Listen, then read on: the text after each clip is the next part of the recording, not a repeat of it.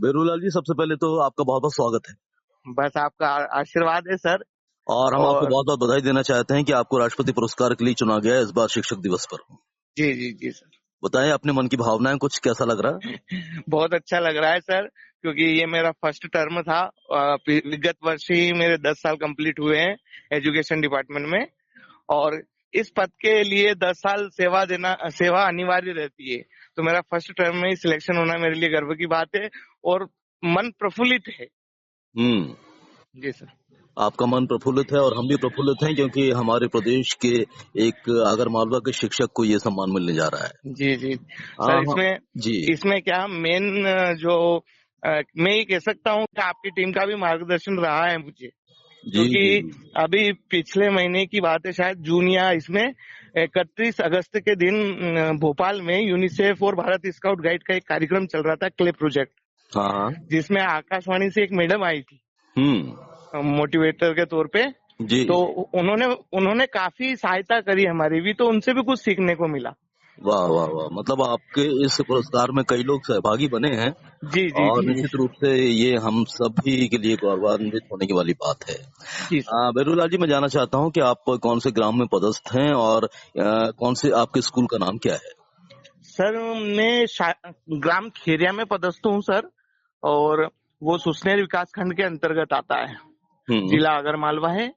और शासकीय एकीकृत माध्यमिक विद्यालय खेरिया स्कूल का नाम है सर। अच्छा, मिडिल स्कूल के आप टीचर हैं? हाँ सर, एकीकृत है सर, 1 से 8 तक। हम्म। तो हमें थोड़ा ये बताइए कि आप किस विषय को पढ़ाते हैं बच्चों को, मैं और बच्चों को पढ़ाने के लिए आप किस तरह से एक अलग वातावरण निर्मित करते हैं ताकि बच्चे आपसे जुड़ें और वो समझ सकें आज के परिवेश को और आज की पढ़ाई को। जी सर, मैं सर कक्षा 6ठी 7वीं 8वीं में मैथ्स और साइंस पढ़ाता हूँ सर, क्योंकि मैथ्स एक ऐसा सब्जेक्ट है जिससे पुराने जमाने के और कुछ बच्चे इतने भयभीत हो जाते हैं कि गणित बहुत हम्म कठिन होता है। हम्म। तो मेरा थोड़ा ये मानना है कि मैं बच्चों को सर खेल के आधार पर गणित पढ़ाता हूँ। जो अच्छा। अपने जो पैथोलॉजी होती है, सैद्धांतिक सब्जेक्ट होते हैं, पहले वो प्रश्नवाली के पहले दिए जाते हैं गणित में, हम्म। तो वो पढ़ाता हूँ ताकि बच्चे उस कॉन्सेप्ट से परिचित हो सके कि आगे हम क्या करने वाले हैं। हाँ हाँ। तो मैं एकदम सवाल नहीं कराता हूँ, पहले बच्चों को पढ़ाता हूँ, फिर हम्म। उससे छोटे छोटे सवाल उन्हीं बच्चों से पूछता हूँ कि ये सवाल ऐसा होगा तो आगे क्या होगा। जी जी। मतलब उनके लिए एक मैं प्रश्न छोड़ देता हूँ, प्रश्नवाचक चिन्ह। हम्म। फिर उन्हीं में से मैं अपने रुझान लेता हूँ कि आप बताइए आगे क्या हो सकता है, तो धीरे धीरे उनको सरल बनता जाता है, क्या ये तो मुझे याद है। अच्छा अच्छा। तो उनको पूरा पाठ एकदम सरल दिखता है सर। और हम्म। जब पूरा पाठ में कंप्लीट कर लेता हूँ, तो फिर उन्हीं बच्चे से मैं कहता हूँ कि अब एक एक व्यक्ति बोर्ड पे आएगा और आप बताइएगा सवाल कैसे होते हैं। वाह वाह वाह। अगर उसमें कोई कमी होती है तो मैं उनकी हेल्प करता हूँ सर, बस पढ़ाता भी नहीं हूँ मैं तो, बात माने तो सर मैं बच्चों को कहता हूँ आज तुम शिक्षक हो, तुम पढ़ाओ, फिर अगर इसमें कोई त्रुटि हुई तो हम्म उसे त्रुटि ना समझे, हम्म। क्योंकि आपने इतना प्रयास किया वो बहुत अच्छा किया है, जी। अपन इतना सा केवल संशोधन करेंगे बस। हम्म। तो मतलब उससे क्या आपके प्रयासों भय से मुक्त और वातावरण खत्म हो जाता हाँ, है। आपकी हौसला अफजाई से और आपके पढ़ाने के जो तरीके से बच्चे प्रभावित होते हैं और उन्हें मैथ बहुत आसान लगने लगती है। जी जी जी सर। और हाँ। ऐसे यही टेक्निक मैं साइंस में भी अपनाता हूँ सर। तो हम्म साइंस में क्या अपन भाषा होती है, लैंग्वेज, हम्म। और कुछ समीकरण, कुछ चित्र, इनके माध्यम से हम बच्चे अगर चित्र को पढ़ना सीख जाए कि ये चित्र क्या बोल रहा है। जी। अपन जानते हैं कि जैसे जल चक्र हुआ या प्रकाश संश्लेषण हुआ, तो जो चित्र बोलता है, बहुत सारे पेंटर होते हैं चित्र बनाते हैं और चित्र बोलते हैं, ऐसे ही मैं उनको चित्र में जो छुपी अवधारणा होती है हाँ।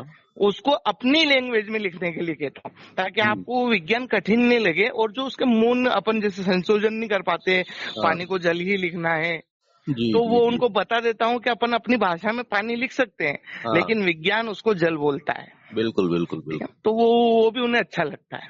हाँ, तो आप मैथ्स और साइंस को बिल्कुल आसान तरीके से बच्चों को पढ़ाने की कोशिश करते हैं, बच्चे प्रभावित हो रहे हैं और सीख भी रहे हैं, और निश्चित जी रूप से आज की ये बहुत बड़ी जरूरत भी है क्योंकि बहुत सारे विद्यार्थी गणित और विज्ञान विषय लेकर आगे बढ़ना चाहते हैं। जी सर। तो भैरूलाल जी, मैं जानना चाहता हूँ आपसे कि आपके विद्यालय में किस तरह का माहौल आप बनाकर रखते हैं, क्योंकि आज के बच्चों को इंफ्रास्ट्रक्चर भी बहुत अच्छा चाहिए, उनके लिए खेल का मैदान भी हो, अच्छी कक्षाएं भी हों और एक खुला वातावरण भी हो। तो कौन कौन सी विशेषताएं हैं आपके विद्यालय की? सर मेरे विद्यालय में क्या खुला वातावरण है। हम्म। पहले बिल्डिंग थी लेकिन बहुत जर्जर अवस्था में थी, तो मैंने जिला पंचायत महोदय और जनपद पंचायत महोदय के सहयोग से और वहाँ के जो अपने सरपंच प्रतिनिधि होते हैं उनके सहयोग से उनकी परमिशन ली।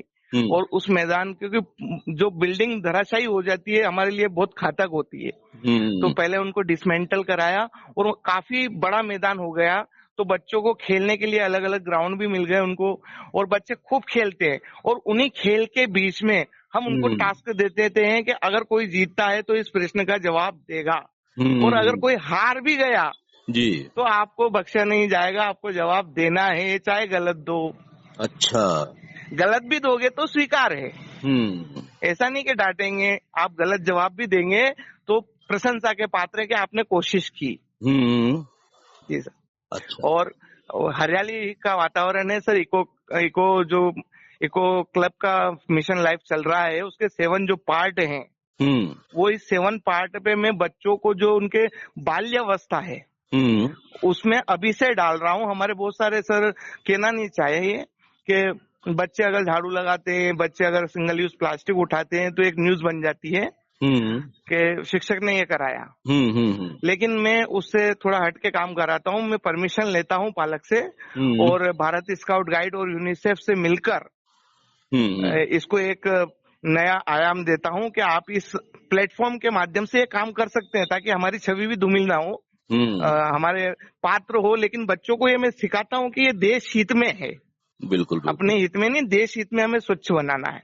तो मेरे ग्राउंड में सर आपको 1% भी सिंगल यूज प्लास्टिक नहीं मिलेगा। चलिए, बहुत अच्छी बात आप ये कर रहे हैं। निश्चित रूप से बहुत जरूरत भी है कि हम बच्चों में पर्यावरण संरक्षण के प्रति चेतना भी जागृत करें। जी अच्छा, सर। आज जरूरत है भैरूलाल जी कि भारतीय संस्कृति, भारतीय परंपराओं को बच्चों के भीतर हम्म, पैदा करना, ताकि वे अपने देश की महत्ता को सब जगह जी। पहुंचा सकें। तो आप कुछ ऐसी बातें भी बच्चों को अपने पढ़ाई के हम्म, साथ साथ बताते हैं कि जी भारतीय ज्ञान परंपरा को हम किस प्रकार से ग्रहण करें, हमारे संस्कार क्या हैं? कुछ इस जी। बारे में बताइए। जी सर। मैं खुद सर जब बचपन में था तो मैंने बचपन से ही स्काउटिंग में ज्वाइन किया, और राष्ट्रभक्ति क्या होती है ये मैंने आत्मसात किया है। क्योंकि जिन शहीदों ने इस देश के लिए अपने बलिदान दिए हैं, अगर हम्म। उनके प्रति अपने मन में गर्व की भावना नहीं है तो हमारा जीवन व्यर्थ है। हम्म। इसी उद्देश्य के साथ मैं हर बच्चे में कहता हूँ कि आप, जो ये आजादी मिली है ये ऐसे ही नहीं मिली है, बहुत बलिदान दिए गए हैं। हम्म। और उनको, उनके समक्ष हमारा मस्तक से झुकना चाहिए, चाहे वो आर्मी के योद्धा हो, कोई गवर्नमेंट सीनियर योद्धा हो या रिटायरमेंट हो। हम्म। उन्होंने अपने जीवन को त्याग कर हमें सींचा है ताकि हम मुस्कुराते रहें, खिलते रहें। तो हम्म। हर हर देश हित में जो भी एक्टिविटी आती है, जैसे हर घर तिरंगा अभियान था सर, वीरगाथा प्रोजेक्ट है, हम्म। और तिरंगा लहराओ अभियान था, अमृत आजादी का अमृत उत्सव है सर, और हम्म। बहुत सारे हमारे गांधी मेरे गांधी ऐसे बहुत सारे प्रोजेक्ट होते हैं, जिसके माध्यम से मैं उनमें देश हित की भावना को प्रेरित करता हूं, और मेरे साथ बढ़ के वो भी गान करते हैं और उनके अतीत के बारे में पढ़ने के लिए प्रेरित करता हूं, ताकि बहुत अच्छा कुछ काम कर रहे कुछ ले उनसे। हैं।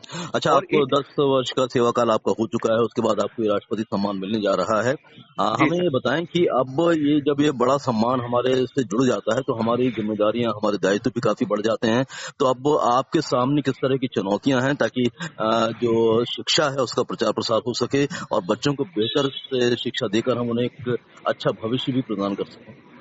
अब मेरे लिए तो सबसे बड़ी सर चुनौती यह रहेगी कि जिस प्रकार मैं काम करता हूँ, मेरे साथी भी मेरे कदम से कदम मिलाकर आगे बढ़े।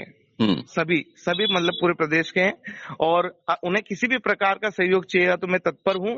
लेकिन शर्त यह है कि जो धूमिल छवि होने वाली है उसको बचा के रखेंगे, तभी हम शिक्षक कहलाने योग्य रहेंगे। तो हम्म। ये जो चुनौती नीचे से आ रही है, कहना नहीं चाहिए, ग्रामीण क्षेत्र में एक धारणा बनी हुई है कि जो शासकीय शिक्षक होता है वो स्कूल समय पे नहीं आता है, वो पढ़ाता नहीं है, इसलिए सभी बच्चे प्राइवेट की ओर अग्रसर होने हैं, क्योंकि उन्हें भी उनका भविष्य देखना है। हम्म। हर व्यक्ति को अपना भविष्य दिखता है। तो हम्म। मैं बस यही चाहूंगा कि सर मेरे लिए ये चुनौती होगी कि मैं हर शिक्षक के अंदर ये प्रेरित कर सकूं कि कुछ नहीं तो अपने आत्मसम्मान के लिए कार्य करें। आने वाले समय में आप कुछ और सोच कर रखा है आपने कि जी। इन माध्यमों को भी इस्तेमाल करके बच्चों को एक बेहतर कल की ओर ले जाया जा सकता है, उन्हें अच्छी शिक्षा दी जा सकती है? जी सर, अभी हमारे माननीय प्रधानमंत्री जी संयुक्त राष्ट्र के जो सतत विकास के लक्ष्य 17 दिए गए हैं, सतत विकास के लक्ष्य जो हमारे हुँ, संयुक्त राष्ट्र जो मीटिंग हुई थी उसमें रखे गए हैं, जो हमें 2047 तक प्राप्त करने हैं। हुँ, उनसे बच्चों को मतलब जन समुदाय से उसको जागरूकता लानी है कि जो 17 गोल्स है हुँ, उनमें हम क्या भागीदारिता निभा सकते हैं, जो विश्व मंच पर हम आगे बढ़ सके और विश्व गुरु बन सके। हुँ। तो गुरु और शिष्य मतलब टीचर और जो विद्यार्थी हैं, उनके बीच एक सौहार्दपूर्ण रिश्ता रहे, कोई अच्छा नाता रहे, इसके लिए क्या प्रयास होने चाहिए? और आप उस दिशा में क्या प्रयत्न करते हैं ताकि बच्चे खुशी के साथ क्लास में उपस्थित हों और हर विषय को पूरे मनोयोग से पढ़ें? जी। सर, इसके लिए मेरे पास हमारे एजुकेशन डिपार्टमेंट है मध्य प्रदेश का, उन पीपल संस्था के माध्यम से कुछ टेक्निक सिखाई गई है, अभी व्यावसायिक उन्नयन प्रशिक्षण के माध्यम से। उसमें हुक ले सकते हैं हम, वेलकम बोर्ड ले सकते हैं और रिस्पॉन्स बोर्ड ले सकते हैं। इनके माध्यम से जब बच्चों से हम हाई फाइव द्वारा या गले मिलकर या हैंडशेक कर कर या डांस करके हम खुद हुँ, जब बच्चे बनते हैं, तो वो ये हुँ, सोचते हैं कि तो हमसे मित्रवत व्यवहार कर रहे हैं, तो मैं ऐसे स्कूल में क्यों नहीं जाऊंगा। तो बिल्कुल, ऐसा लगता है सर, मेरे जाने से पहले मेरे स्कूल के 50% बच्चे वहाँ उपस्थित रहते हैं क्या बात! कि आज सर से मुझे नई ऊर्जा मिलेगी, मैं उनसे हाथ मिलाऊंगा। लाइन में खड़े रहते हैं सर वो कि कब सर आएंगे। क्या बात है, क्या बात है। तो ये रिश्ता और भी मजबूत हो उसके लिए हम आपको बहुत-बहुत शुभकामनाएँ देते हैं। चलते-चलते आप क्या निवेदन करना चाहते हैं अपने शिक्षक साथियों से और विद्यार्थीगण से क्योंकि आने वाला एक बहुत बड़ा समय उनके सामने है जिसके माध्यम से देश को जो कि हमारी विश्व पटल पर एक विशेष पहचान बनती जा रही है भारत की, उसको बनाने में अपना सहयोग दें। जी सर, मैं शिक्षक साथियों से तो यही अपेक्षा रखता हूँ सर कि जो काम हम कर रहे हैं वो अपने आत्मसम्मान के साथ करें, ताकि हमारी जो छवि बनी हुई है वो नीचे ना जाए। हुँ, भले आप कितना ही समय दें लेकिन पढ़ाई को दें, हुँ, एक बात तो ये। और विद्यार्थियों के लिए है, चाहे विद्यार्थी को शिक्षक डांट भी दे हुँ। तो वह आपके भविष्य निर्माण के लिए डांट रहे हैं, न कि आपको हतोत्साहित करने के लिए। जी। कभी कभी हो जाता है सर कि डांट देते हैं या गुस्सा हो जाते हैं, हुँ, तो हुँ, हुँ। आप अन्यथा ना लेकर उसे इस तरफ से देखें कि ये मेरा भविष्य बनाने वाला है। जी हाँ, जी हाँ। अगर इन्होंने कुछ डांटा हो तो मम्मी पापा भी डांटते हैं, जी तो हाँ, हम जी। घर छोड़ के तो चले नहीं जाते हैं। हुँ, तो स्कूल और शिक्षक के बीच ऐसा नाता बना रहे, और महत्वपूर्ण भूमिका शिक्षक की रहेगी कि उसको समझाए कि मैं तेरे पालक के समान हूँ। वाह, वाह, अगर वाह! मैं कुछ कर रहा हूँ तो तेरे लिए कर रहा हूँ। हुँ।